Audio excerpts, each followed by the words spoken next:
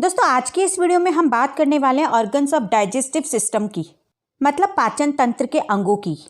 इससे पहले वाले वीडियो में हम पाचन तंत्र को अच्छे से समझ चुके हैं, तो अब हम बात करेंगे पाचन तंत्र के अंगों की। तो डाइजेस्टिव सिस्टम के दो प्रकार के ऑर्गन्स होते हैं। तो फर्स्ट नंबर पे आते हैं प्राइमरी ऑर्गन्स और सेकेंड नंबर पर आते हैं एसेसरीज ऑर्गन्स, जिसे हिंदी में कहते हैं प्राथमिक अंग और द्वितीयक अंग। तो ये विशेष प्रकार के अंग होते हैं जो कि सीधे पाचन में हेल्प करते हैं। तो चलिए देखते हैं कि प्राइमरी ऑर्गन्स कौन कौन से होते हैं। Mouth, pharynx, oesophagus, stomach, small intestine, large intestine, rectum और एनस, जिन्हें हिंदी में इस तरीके से कहा जाता है मुख, ग्रसनी, ग्रासनली, आमाशय, छोटी आंत, बड़ी आंत, मलाशय और गुदा। ये जो ऑर्गन्स है ये प्रत्यक्ष और अप्रत्यक्ष दोनों रूप से डाइजेशन में हेल्प करते हैं। मतलब ये कि कुछ ऑर्गन्स तो डाइजेशन करते हैं और कुछ ऑर्गन्स डाइजेशन करवाते हैं, यानी कि कुछ तो खुद पाचन क्रिया करते हैं और कुछ पाचन क्रिया करवाते हैं। तो अब आपके समझ में आ गया होगा कि कुछ ऑर्गन्स तो पाचन क्रिया करते हैं और कुछ ऑर्गन्स पाचन क्रिया करवाते हैं। हम सबसे पहले बात करेंगे माउथ की, यानी मुख की, जिसे ओरल कैविटी या बकल कैविटी के नाम से भी जाना जाता है। ये खोपड़ी के अंदर पाई जाने वाली एक गोलाकार संरचना है। ओरल कैविटी डाइजेशन का मेन पार्ट है और इसे दो भागों में बांटा गया है। पहला है मुख गुहा, यानी बकल कैविटी, जो बाहरी रूप से होठ, गाल और अंदर से दांत तथा मसूड़ों के बीच में बटा हुआ होता है।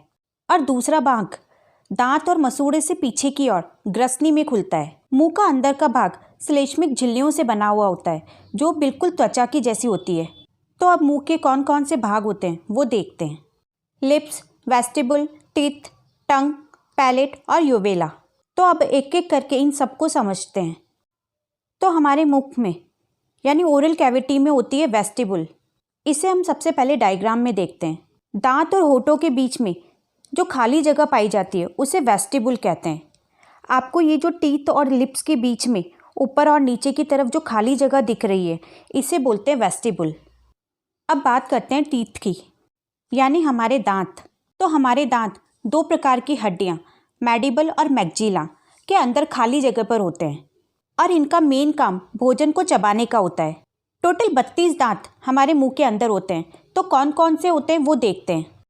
तो फर्स्ट नंबर पर आते हैं इंसीजर्स, सेकेंड नंबर पर आते हैं कैनाइन्स, थर्ड नंबर पर आते हैं प्रीमोलर्स और फोर्थ नंबर पर आते हैं मोलर्स। तो सबसे पहले बात करते हैं इंसीजर्स की। ये 8 होते हैं। तो डायग्राम में आप देख सकते हैं कि ये जो तीखे वाले दांत हैं इन्हें इंसीजर्स कहते हैं। ये सबसे आगे के दांत होते हैं जो कुतरने और काटने का काम करते हैं। ये 6 से 8 महीने की उम्र में ही निकल जाते हैं। अब नेक्स्ट बात करते हैं कैनाइन्स की। कैनाइन्स 4 होते हैं। तो डायग्राम में देखते हैं ये जो दांत है ये कैनाइन्स है, जो हमारे सामने के दांत के बिल्कुल बगल में होते हैं और थोड़े नुकीले होते हैं। इनका काम भोजन को चीरने और फाड़ने का होता है। ये प्रत्येक जबड़े में 2-2 होते हैं। अब बात करते हैं 16 से 20 महीने की उम्र में निकलते हैं। ये 8 होते हैं। ये भोजन को चबाने का काम करते हैं और दोनों जबड़ों में 4-4 पाए जाते हैं। ये वाले दांत जो है वो 10 से 11 वर्ष की उम्र में पूरी तरह से विकसित होते हैं। अब बात करते हैं दांत की चौथी कैटेगरी मोलर की। ये होते हैं 12। ये दांत भी भोजन को चबाने में हेल्प करते हैं और दोनों जबड़ों में 6-6 पाए जाते हैं। ये 12 से 15 महीने की उम्र में निकलते हैं। तो ये थे 4 प्रकार के दांत जो मुंह के अंदर पाए जाते हैं। सीजर्स, कैनाइन, प्रीमोलर और मोलर, जिसे हिंदी में कृतक, रदनक, अग्रचवनक और चवनक कहते हैं। अब आगे चलते हैं और बात करते हैं टंग की। हमारी जीभ में विशेष प्रकार की वॉलंटरी मसल पाई जाती है और ये मुंह के तले में स्थित होती है। जीभ में छोटे छोटे उभार होते हैं जिन्हें हम पैपेल्ले कहते हैं और ये पैपेल्ले ही टेस्ट बड्स होते हैं। इनसे ही हमें स्वाद यानी टेस्ट का पता चलता है। मतलब जितने भी प्रकार के टेस्ट होते हैं जैसे खट्टा, मीठा, तीखा या खारा, वो इसी से पता चलते हैं। इसका मेन काम भोजन को सलाइवा के साथ मिलाने का होता है और ये भोजन को आगे की ओर बढ़ा देता है। अब बात करते हैं सलाइवरी ग्लैंड की। मुंह के अंदर 3 प्रकार की सलाइवरी ग्लैंड्स पाई जाती है। पहली है पैरोटिक ग्लैंड, दूसरी है सबमैंडिबुलर ग्लैंड्स और तीसरी है सबलिंगुअल ग्लैंड। अब इन्हें हम डायग्राम में देखते हैं। तो ये जो पैरोटिक ग्लैंड है ये सबसे बड़ी लार ग्रंथि होती है। मतलब सलाइवरी ग्रंथि में सबसे बड़ी ग्रंथि होती है पैरोटिक ग्लैंड। ये अपने एंजाइम्स को नलियों के सहायता से मुंह के अंदर छोड़ देती है। ये सलाइवरी ग्रंथियां एक दिन में लगभग 1000 ml से 1500 ml तक का सलाइवा बनाती है। जैसा कि आप डायग्राम में देख रहे हो कि ये कानों के पास मौजूद होती है, मतलब मुंह के पास दोनों कानों के सामने होती है। इसकी लंबाई लगभग 6 सेंटीमीटर और चौड़ाई 3 से 4 सेंटीमीटर होती है और इसमें वजन 30 ग्राम होता है। अब बात करते हैं सब मैंडिबुलर लार ग्रंथि की। ये दूसरी सबसे बड़ी लार ग्रंथि होती है और ये लगभग 65 से 70% लार का उत्पादन करती है। ये सीरस और बलगम ग्रंथि का मिक्सचर है। पैरोटिक ग्रंथि के स्राव की तुलना में इसकी लार थोड़ी ज़्यादा चिपचिपी होती है।